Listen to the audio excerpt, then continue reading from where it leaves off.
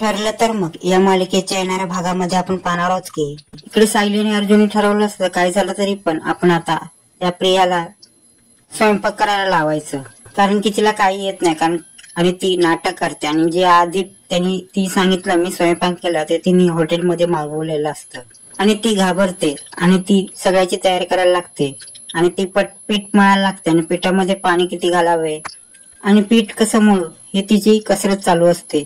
पण तिला काही समजत नसते कारण की तिला स्वयंपाक येतच नसतो. इकडे कल्पना आणि विमल तिची मजा पाहत असतात पण तिला काहीच बोलत नाहीत, कारण की सायली आणि अर्जुनला तिचं खरं रूप पाहायचं असतं.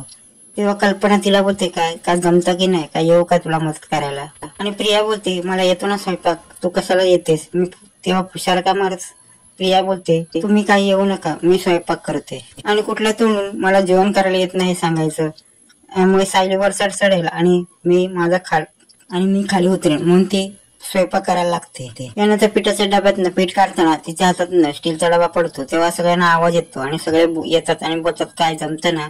तेव्हा प्रिया बोलते हा जमतं ना, हात तेलकट होता म्हणून डबा पडला.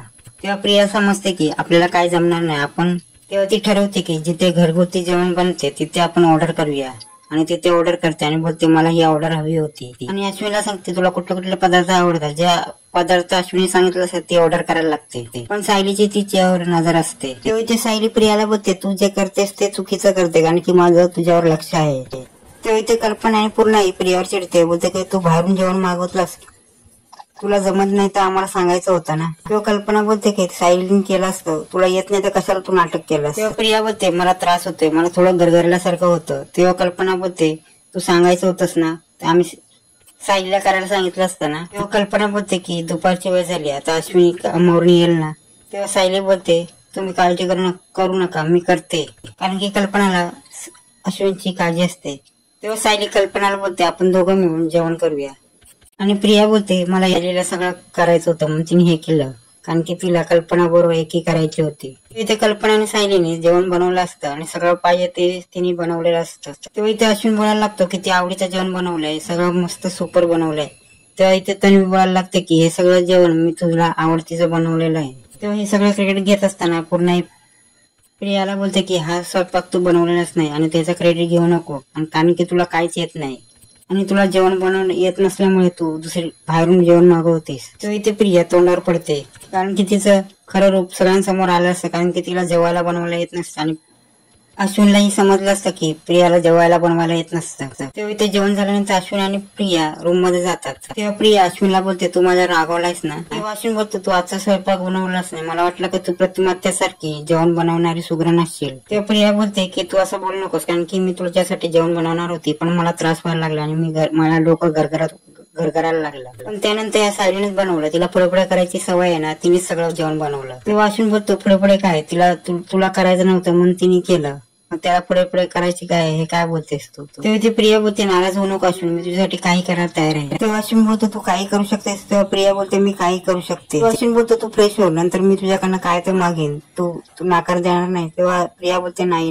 तेव्हा ती प्रिया अश्विन जवळ जाते आणि बोलते गोडी लावायला लागते. तेव्हा अश्विन बोलतो तू नाही बोलणार नाही ना. तेव्हा प्रिया बोलते नाही मी नाही बोलणार नाही. तेव्हा इथे अश्विन बोलतो आपल्या लग्नाला किती दिवस झाले आणि मला आता विरह जमणार नाही आणि तू अजून माझ्या जवळ आलेलीच नाही, म्हणून सांगतो मी आजच्या दिवसापासून आपल्या प्रेमाची सुरुवात झाली पाहिजे आणि आपण एकमेकांना प्रेम करत आपण एकमेकाच्या जवळ आला पाहिजे. आणि तो प्रियाकडे शरीर सुखाची मागणी करत असतो. हे ऐकून प्रिया घाबरते, कारण की अश्विन तिच्या जवळ आलेला असतो आणि तिच्याकडे शरीर सुखाची मागणी करत असतो. आणि तेव्हा प्रिया घाबरते, हा माझ्या जवळ येणार, आणि ती अस्वस्थ झालेली असते. तेव्हा प्रियाला काय करायचं कळत नाही आणि ती अश्विनला दूर ढकलायचा प्रयत्न करते. तेव्हा अश्विन बोलतो तू खरंच नाटक करते आणि दादा वहिनी बोलतो तेच खरं आहे, तू नाटक करून या इकडे आलेली आहेस. तेव्हा प्रिया बोलते नाही अश्विन माझं तुझ्यावर प्रेम आहे. तेव्हा अश्विन बोलतो मग तुम्हाला दूर का ढकलतेस. तेव्हा अश्विन बोलतो तुला दादा बहिणीला खोटं ठरवायचं असेल, तुला या अग्नि परीक्षेत पास व्हायला लागेल. तेव्हा प्रिया बोलते काय बोलतो अश्विन. तेव्हा अश्विन बोलतो लवकरात लवकर आपल्याला बाळ हवंय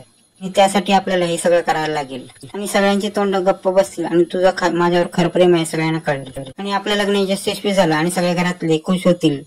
आणि अर्जुन आणि सायलीच्या आधी आपल्याला गोड बातमी घरात द्यायलाच हवी आणि त्यासाठी मला प्रयत्न करायला लागेल. तेव्हा अश्विन बोलतो मला तुझ्याकडनं गिफ्ट हवंय. तेव्हा प्रिया बोलते हा काय बोलतो काय नाही. प्रिया बोलते तुझी अजून प्रॅक्टिस चालू आहे आणि माझा कोर्स चालू आहे. मग याच्या अगोदर हे असं करायचं हे बरं नाही. हे आपण पुढे बघितलं तर चालणार नाही. आणि ती उडवडीची त्याला उत्तर देत असते. तेव्हा इथे प्रिया बोलते आता कोर्टाचं प्रकरण चालू आहे आणि तू असं करतोय हे काय चाललंय तुझं. तेव्हा इथे प्रिया अश्विन बरोबर डोकंदुखीचं नाटक करायला लागते. तेव्हा इथे अश्विन तिला औषध आणतो म्हणून सांगतो आणि तो तिला पाणी देतो आणि त्यात तो ठरवतो की ह्याच्यात आपण दारू टाकूया आणि तिच्या मनात काय ते आपण बाहेर काढूया. आणि अश्विनला माहित नसतं की दारू पियाची सवय तिला आधीच असते आणि अधूनमधून ती दारू पितच असते आणि दारू पिल्यानंतर ती झिंगझिंगल्यासारखी होते आणि ती अश्विनकडे हसत बोलायला लागते आणि माणूस बरळल्यासारखा असतो तशी ती बरळल्यासारखे बोलत राहते. तेव्हा अश्विन बोलतो मी तुझ्या जवळ येतो मी मागतो ते तू देशील ना.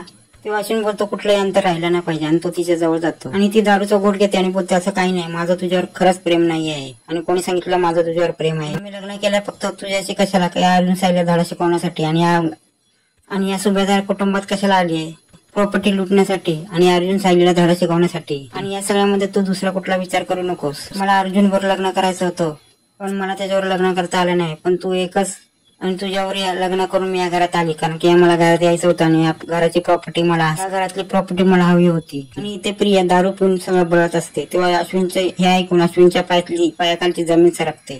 तेव्हा अश्विन प्रियाला बोलतो तू काय बोलतेस तुला कळतच की नाही आणि तू दारूच्या नशेत हे सगळं आज बरगळलीस. अश्विन बोलतो की तू बरोबर दादा बोलतो तू मी पण बरोबर मिळाली आहेस आणि तो अश्विन तिच्या जवळ जायचा प्रयत्न करत असतो. तेव्हा इथे अश्विनला समजतं की माझी दादा बहिणी खरं बोलवते कारण की प्रिया मला फसवते आहे आणि ती फसवून या घरात आलेली आहे. आणि त्या टाइमला अश्विनला प्रियाचं पायाखालचं तुळशीपत्र गायब असताना दिसतं आणि त्याला समजतं की हे तुळशीपत्र नाही तो टॅटू आहे. तेव्हा हे सत्य सगळं आता अश्विन अर्जुन आणि सायलीच्या समोर आणणार आहे आणि आता प्रिया अश्विन बरोबर अशी वागली आहे आता घरच्यांसमोर आलेला आहे. तर आता सुभेदार कुटुंब आणि किल्लेदार कुटुंब काय निर्णय घेणार पुढे पाहणे रंजकच होणार आहे.